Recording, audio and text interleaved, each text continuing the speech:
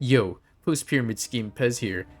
It's no secret that Pyramid Head really only has two good add-ons. So in today's video, we'll be discussing how I would rework these infamous add-ons along with my reasoning, with no added charge. I don't really expect to be heard by the devs here. I mean, look at me. But I did have some fun making this and I thought I'd share it with y'all. And I encourage you, yes you viewer watching this, to give I said civil, feedback on anything that you disagree or even agree with in this video. Let's have a fun chat in the comments. And without further stalling, let's get right into the video. Alright, first we have the range add-ons, the most used add-ons in all of his kit. And first thing, don't kill me, we're gonna nerf them. But we're gonna buff his base range by 1. So the black strap will go from 0.5 meters to 0.25, cut that in half. We have the wax doll from plus 1 meter to 0.5 meters, cut that in half.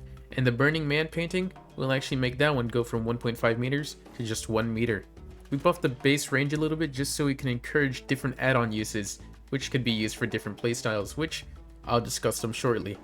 But we didn't completely axe the sniping playstyle, as I like to call it, because if anything, if you use the two add-ons, it would actually be a tiny buff. You'd have slightly more range. Alright, next we have his trail setting duration add-ons. Okay, yeah, trail setting duration add-ons, these are like how long you could have your sword into the ground, and I think these just need a huge buff. 1 second, 2 seconds, that's like nothing. It's just nothing. So I'm going to make the copper ring go from 1 second to 3 seconds, spearhead to 1.5 to 5 seconds, and the tablet go from 2 to 8 seconds. The reason I did this is to encourage a trail setting playstyle, which will pair really well with the trail duration add-ons that we will discuss later. Okay, next we have the trail recovery time add-ons.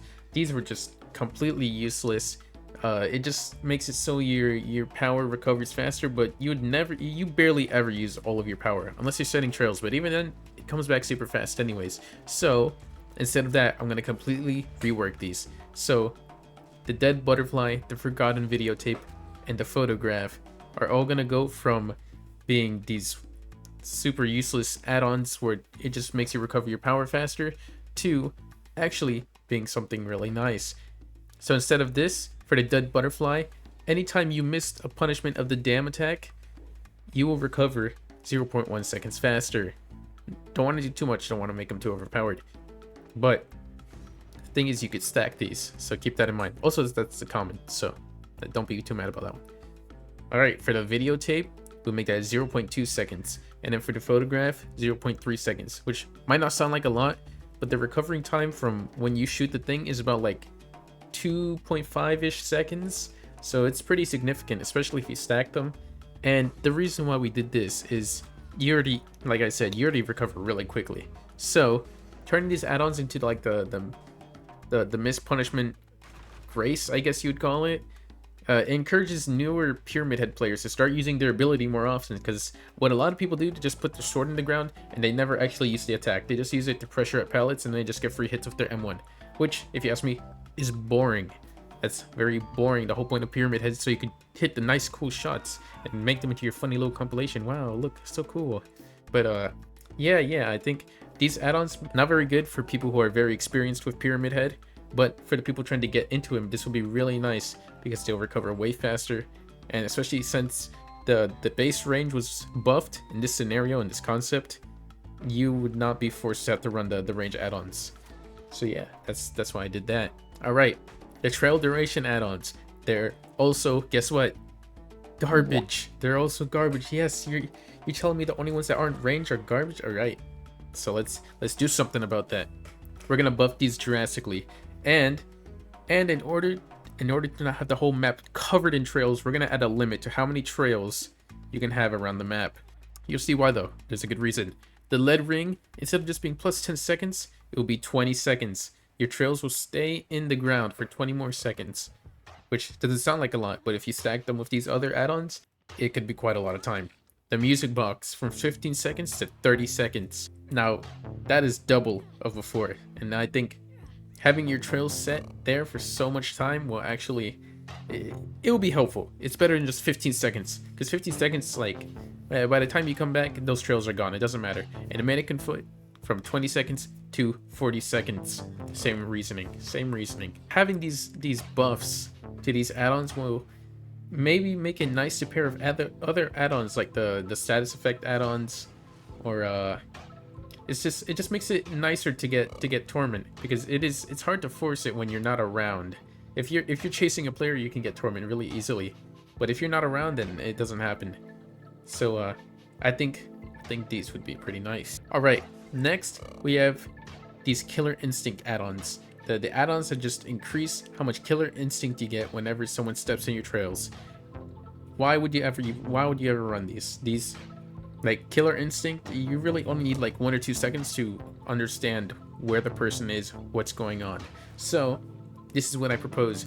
Instead of killer instinct add-ons, we turn these into aura add-ons. Running these add-ons will change the effect of when a person runs into your trails. Instead of it giving you the heartbeat, you know, instead you'll see the aura. But let's go over first the yellow one, the print fabric, the leopard, whatever, the leopard fabric. Instead of it giving you 0.5 seconds of instinct, it gives you 2 seconds of aura. And the remains of judgment add-on will give you, instead of 1 second of instinct, 4 seconds of aura. And the fun egg, we all love our eggs here. We all love the eggs. Instead of 3 seconds of instinct, you get 3 seconds of aura. So killer instinct, like I said, it's very useful, but duration for it is at best situational. So the best option is to turn it into aura reading, which would make the information a lot more useful, especially if you're going for shots through walls. But also having the downside of not hearing the heartbeat noise when someone is tormented, and also with distortion also countering it a bit. But if you do pay attention to your side, you will still see the thing update with the tormented trails on the survivors. Alright, next we have another egg. We love our eggs here. The Blindness Egg. What it did is it made it so whenever someone ran into your trails and they were tormented, they got blindness for 60 seconds. That sucks. Blindness is already such a niche effect. I cannot say the word niche. I have to retake that a few times. So instead of it just happening when someone runs into trails, why don't we make it so it applies when a punishment attack hits a survivor? So then the killer can be able to apply the status effect in chase instead of just it randomly happening without any input from them. Still might be a niche add-on, but at least you get a little bit more use out of it. Now the Hemorrhage or Mangled add-on. This is the ceremony book. I think this one is actually fine, and I didn't even know this one had this effect. So reading into it, this actually, I might start running this add-on because it does seem pretty good. It is basically like Sloppy Butcher. When you hit a survivor with your punishment of the damn attack, it applies Mangled and Hemorrhage for 80 seconds. It's just Sloppy Butcher, if you know what that perk is. But basically, it provides really nice slowdown if you're able to hit someone with your power. Might make a different playstyle of a more hit and run playstyle almost of Pyramid Head. But I think this one, especially with the buffs that everything else is getting around it in this scenario, I think this one would hold its ground. Alright, lastly we have the Iridescence. Probably the worst Iridescence add-ons anything in the game. Genuinely so bad. I don't understand. I don't know what pyramid pack these people were on when they made these add-ons, but here I am. I'm here to fix it. I'm the savior. I'm here. Me with my like 500 hours. I have like nothing. But hey, here I am. Alright. For the Iridescent Seal, instead of what did it do? What did this thing even do? I don't even remember. What this thing does right now, you just see the aura of other tormented survivors when you cage a survivor. This almost barely gives anything. This is such a bad thing. So I want a complete rework of this, because Iridescence usually they just change the playstyle at least a little bit. So what I wanted to do, afflict the torment status effect when you hit a survivor with the punishment twice. Now hitting M2 on a survivor twice in like one chase is very hard to do, trust me. Usually you at least just get one M1. So this would encourage a really nice risky playstyle of only using M2s, or no more canceling for M1. Because, you know, when you get Torment, that's actually really good to use on survivors because it circumvents many of their perks like Deliverance. They don't get Endurance when they get off cages. They don't any like hook oriented perk just doesn't work on the cages. It's very good. So that's why I'll do that. Maybe if that's way too overpowered, we can have it so the trails no longer make survivors tormented, but just give information and that's it. Not a bad idea, honestly. I'm pretty proud of that. Me awarding myself my own medal. Love to see it. Alright, lastly, the obsidian goblet. What did this one do? Still don't remember. Oh yeah, it is like insidious at home. When you stand on your own trails, you become undetectable. That is really bad. Why would you just stand on your trails? There's no reason. Unless you're making like a metro station with all the lines going everywhere. That just doesn't work, especially when your trails don't last that long. So I do like undetectable though. It's one of my favorite statuses in the game. So we're gonna keep that. But we're gonna change how it works. When you cage any survivor, gain the undetectable status effect for 45 seconds, and all the other survivors are inflicted with blindness for 30 seconds. Cage auras are not affected by blindness.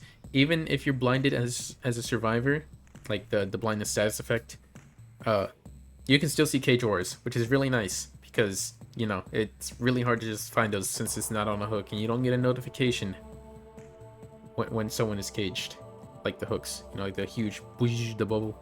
Yeah, I think this might lead to some unique playstyles, going for a lot more torments, going for a lot more, oh, I guess a lot more torments, that's it, but going for a lot more cages, which might lead to some pretty funny jump scares on the survivor side. But these are my ideas.